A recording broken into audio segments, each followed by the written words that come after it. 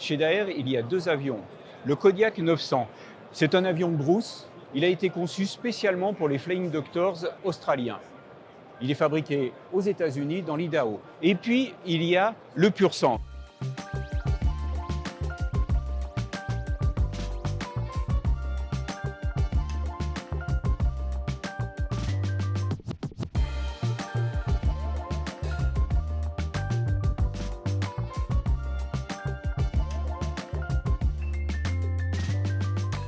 Lui, il est fabriqué au pied des Pyrénées, à Tarbes.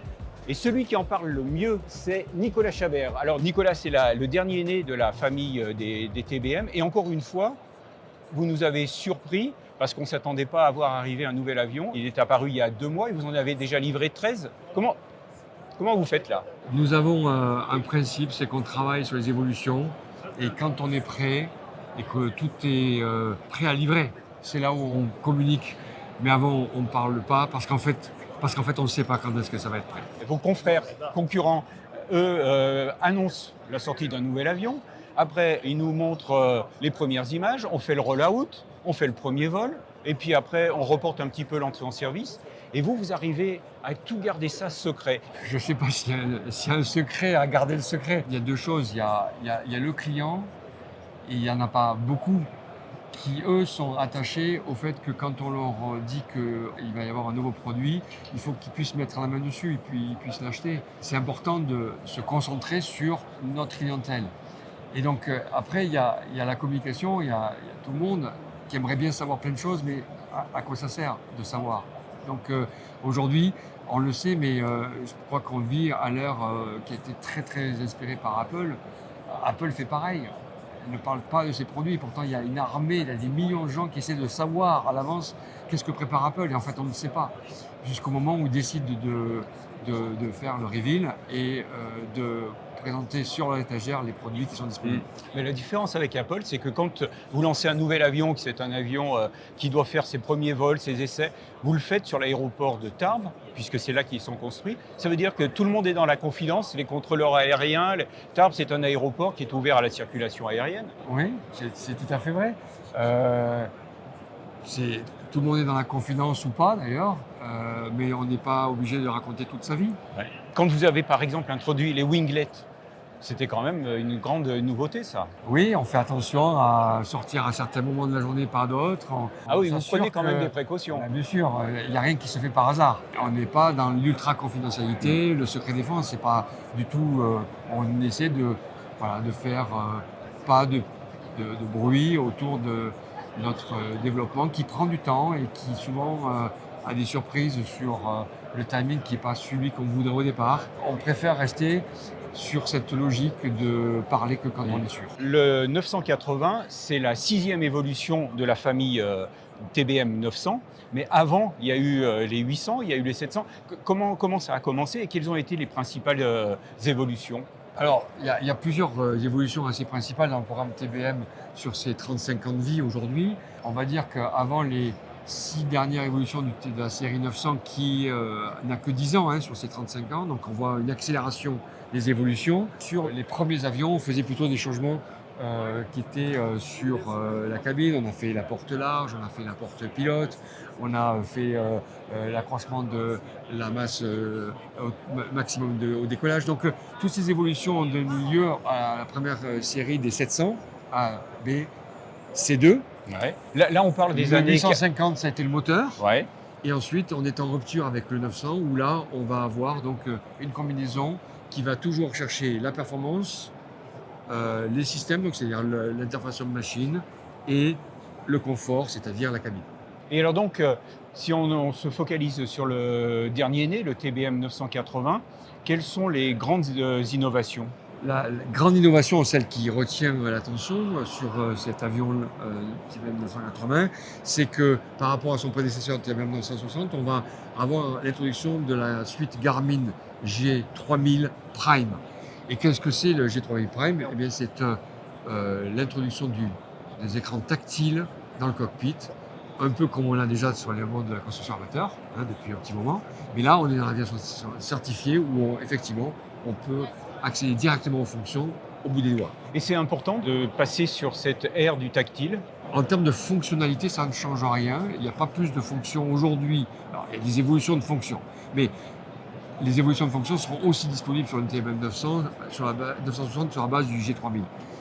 La différence avec le tactile, c'est que ça change le comportement et le travail du pilote, donc l'interface homme-machine. Et donc, on va avoir une nouvelle ère qui se crée, qui est beaucoup plus sensible, moins rationnelle, mais qui change profondément la manière dont on accède aux fonctionnalités. Tu veux dire aussi que ces écrans tactiles ramènent les pilotes dans un univers qu'ils connaissent, parce qu'aujourd'hui, tous nos écrans sont tactiles quand on est les deux pieds sur terre. Alors, je ne dirais pas comme ça. Jusqu'à présent, le pilote est obligé d'opérer sa machine à travers des process qui ont été conçus par le développeur. Et donc, on est obligé de suivre son ordre et sa logique. Là, avec le tactile, on efface ça, on pense, on voit, on touche, on a. Et c'est quelque chose qu'on connaît dans nos vies avec le téléphone. En fait, aujourd'hui, on ne va pas chercher une fonction sur notre téléphone, que ce soit sur la base Android ou sur la base iOS, c'est pas le problème. On ne va pas chercher une fonction, on va chercher une icône, on va chercher une image. Et c'est l'image bleue, l'image rouge de l'application que l'on cherche. Et derrière, on ne cherche pas un menu, on est directement sur ce qu'on a. On veut la météo, on veut ses emails, on veut, peu importe son application aéronautique. Donc là, on rentre dans cette ère-là avec la lunette tactile. Donc c'est quand même très profond comme changement. Même si ça ressemble à avant, ça n'a strictement rien à voir. Parce qu'on va retrouver des fonctions, mais on ne va pas du tout les utiliser de la même manière. Donc quelle est la base c'est que tous les écrans sont tactiles. D'accord ? Tous ces écrans devant nous, on est déjà avec, en termes d'impression, des écrans qui sont presque continus. Alors on n'arrive pas au même niveau que l'automobile à faire une impression d'écran plat, complet. On a vraiment l'impression de pouvoir passer d'un écran à un autre assez facilement. On a quand même de la redondance, puisqu'ici, nous on a fait le choix de prendre des instruments de secours qui sont d'une autre marque pour avoir une redondance à la fois physique, mais aussi, je dirais, système, puisque ce sont des logiques différentes. Donc, Mid-Continent, ici, notre instrument de secours, qui vient compléter la suite Garmin en face de nous. Mais effectivement, il n'y a plus de boussole, il n'y a plus besoin. On est avec ce qui existe dans les instruments de secours et les instruments principaux. On a suffisamment de redondance qui ne justifie plus d'avoir un instrument, somme toute, relativement peu précis, parce que la boussole, ce n'était pas forcément l'instrument le plus précis à bord. Est-ce que c'est un avion qui n'est pas trop compliqué pour un pilote qui n'est pas un pilote professionnel? Ce qui rend compliqué les choses, c'est les fonctions. Donc c'est la multiplicité des fonctions. Il faut toujours pouvoir revenir à ce qu'on appelle le pilotage de base. Donc Aviate, c'est le premier truc. Avant Navigate and Communicate. Pour faire du basique, on a créé des menus. Et ces menus, donc sur l'écran ici où on va avoir l'initialisation, on va avoir les phases de vol. C'est-à-dire que quand on est sur une phase de vol, par exemple, on va parler du taxi, les écrans vont se mettre automatiquement dans une configuration pour favoriser le taxi. Donc on va avoir une cartographie, on va avoir l'ensemble des éléments d'environnement et quelques systèmes qui sont à choisir parce qu'on va tester lors du taxi les conditions de vol. Si on prend par exemple la descente qui est une autre configuration, on va voir qu'on va retrouver nous sommes somme toute similaires, par exemple la cartographie, puisqu'on veut aller à Félix-Chaffin, donc là on va s'y retrouver, mais on va plutôt s'intéresser sur les instruments, sur les écrans un peu plus orientés du pilote, au trafic, s'assurer qu'on ne va pas être en conflit avec d'autres trafics qui sont environnants. Donc on voit qu'ici, on laisse au pilote approcher l'avionique sans que ce soit compliqué.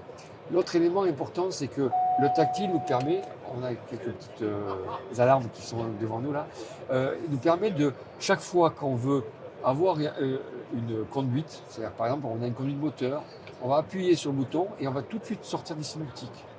Ou bien si on dit qu'on a là on a eu l'alarme qui s'est allumée, eh bien on dit mais tiens, ça doit appeler une checklist. Eh bien, on appuie sur le panneau de casse, donc c'est-à-dire d'alerte et de warning, et on a automatiquement les procédures d'urgence qui s'affichent devant nous. Donc c'est quand même excessivement rapide. Vous imaginez le temps qu'il faut pour aller prendre le bouquin par rapport à ce que je viens de faire. J'appuie, paf, et devant, j'ai la procédure pour la porte qui est ouverte. Qu'est-ce que je fais? Les pilotes, vous les formez, comment ils s'adaptent à ces nouvelles évolutions? Ceux qui sont déjà pilotes TBM, il y a de la transformation à faire. Les nouveaux pilotes, il faut les former. Et donc, il y a dans la formation plusieurs choses. Il y a la formation de base, c'est est-ce que les gens ont le requis pour pouvoir piloter un avion qui est haute performance. Et ensuite, il y a les éléments de différence, notamment sur l'avionique. Et là, on voit bien qu'on n'est pas perdu. On retrouve ces petits, les fonctions sont là, c'est pas compliqué. Donc les sous-menus sont très bien organisés pour tout de suite pouvoir conduire le vol sans problème. On a une formation qui est donc en plusieurs temps. Et pour ceux qui ont beaucoup d'expérience et qui sont déjà au fait, on va simplement les amener à comprendre l'avionique nouvelle et les amener à faire cette conversion sans aucun problème. Et la formation de base, elle dure donc 8 jours, et 8 heures de vol. Donc, ce qui permet donc suffisamment de prendre en compte à la fois l'aspect avion et tous ces systèmes. Et puis, les pilotes ont un joker avec le Home Safe. Alors, le joker avec le Home Safe, il est là, c'est le petit bouton orange. En principe, c'est que la personne qui est à gauche, elle n'est plus dans la picture. C'est-à-dire le pilote. C'est-à-dire que le pilote, lui, il a disparu, on ne sait plus où il est. Vrai ou faux, il est plus à bord. Donc, c'est les passagers, c'est la personne qui est à droite qui va dire je ne suis pas capable de prendre la suite. Donc, en appuyant sur le bouton assez longuement, on va se retrouver avec des écrans qui vont s'illuminer pour dire voilà, vous avez activé Home Safe, je suis en train de prendre relais, soyez calme à bord. Et je viens de prévenir en transparence, ils ont prévenu l'ATC, ils ont déclenché le code transponder de emergency. Et ensuite, une fois que ces éléments-là sont là, la conduite de vol va se faire vers un aéroport. Donc, il va donner une cartographie en disant je vais me dérouter sur un aéroport qui pourrait par exemple être Munich ou un aéroport peut-être un peu moins chargé que Munich, en fonction de quoi? De la météo, du trafic, de la logique qui est inscrite. Et le vol va se dérouler comme si c'était fait par un pilote. Mais là, donc, l'avion se débrouille tout seul. C'est-à-dire qu'il communique avec les contrôleurs aériens, il suit une trajectoire, il ne va pas forcément sur le premier aéroport venu. Non. Il va, comme j'ai dit, faire un choix d'aéroport qui est longueur de piste, la météo, le trafic et la logique aussi interne qui est décrite dans le Garmin. Et une fois qu'il est installé sur son approche, il va sortir le train, il va sortir les volets, il va atterrir et couper le moteur. Et c'est une séquence qui peut prendre combien de temps? Le temps de l'arrivée jusqu'à l'aéroport. On n'est pas dans un mode urgence où tout le monde, il faut aller vite. Ça dépend, parce qu'en fait, il y a plusieurs manières d'arriver à l'activation de Home Safe. Il y a la manière manuelle qu'on vient de décrire, mais il y a aussi la manière automatique. La manière automatique, c'est que s'il y a une perte de pressurisation dans l'avion va se mettre automatiquement en descente d'urgence. En ayant fait ça, à 15 000 pieds, s'il n'y a toujours pas de réaction, qui est déterminée par soit la personne appuie sur Home Safe, soit la durée, ça peut être une demi-heure, où il n'y a absolument aucune action dans le cockpit, le système va se mettre en Home Safe automatiquement pour aller atterrir sur un aéroport. Donc ça peut durer 1 heure. C'est pas le protocole standard, mais la séquence de Home Safe, si elle se fait de la haute altitude jusqu'à l'atterrissage, c'est au moins une demi-heure. Si elle se fait dans un stade intermédiaire, elle va être compris entre quelques minutes et une demi-heure. Qui sont les clients du TBM 980? Alors, majoritairement, les clients du TBM, et en particulier du TBM 980, ce sont des pilotes propriétaires. C'est déjà quelqu'un qui achète et c'est quelqu'un qui pilote. Donc, ça veut dire, c'est quoi? C'est le décideur, c'est le financeur et l'utilisateur en même temps. Au lieu d'avoir dilué le problème en 3, c'est une personne qui est la plus exigeante de toutes. On sait que les clients du TBM sont des clients fidèles. L'exemple du TBM 980, on a encore une fois une illustration. Écoute, nos clients sont fidèles et on les remercie parce que c'est important pour nous, mais c'est aussi important pour eux. La loyauté, c'est quelque chose qui est une discussion, c'est un vrai dialogue. On n'est pas loyal par nature, on le devient parce qu'il y a un vrai échange. Donc notre savoir-faire, c'est de s'assurer de s'occuper de nos clients. On ne fait pas toujours très bien tout, hein, mais on fait majoritairement beaucoup de bonnes choses. Au final, les gens se disent, mais finalement, c'est plutôt l'avion qui me va bien. C'est aussi peut-être l'avion représente un peu plus le haut de ce qu'ils peuvent à la fois ou acheter ou bien utiliser. Et donc, du coup, on a un nombre de clients très, très important qui sont à la fois fidèles, mais aussi qui rachètent modèle après modèle. On a vu que vous aviez livré un TBM 980 à un client qui avait acheté déjà 6 TBM 900. TBM. Donc ça veut dire qu'il a acheté chaque fois Toutes la les nouveauté, évolutions. toutes les évolutions. Ce client en particulier, ça fait 30 ans qu'il nous suit.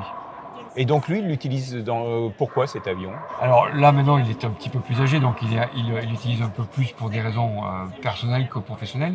Mais au départ, il l'utilisait pour des raisons professionnelles. Il était dans l'industrie médicale et il se déplaçait avec son TBM. Ça lui permettait de pouvoir être mobile et il avait 3 cabinets et il allait d'un cabinet à l'autre. Cet avion, c'est un avion qui permet vraiment de te faire des grandes distances et rapidement. On est sur un avion qui est à plus de 600 km/h, hein, si on parle en km/h, avec une autonomie qui nous permet d'avoir des distances jusqu'à, alors l'extrême c'est 3000, mais on va dire entre 2000 et 3000 km, ce qui est à l'échelle de l'Europe énorme. Hein, on fait un Tarbes-Moscou, hein, c'est quand même à peu près l'échelle qu'on peut donner.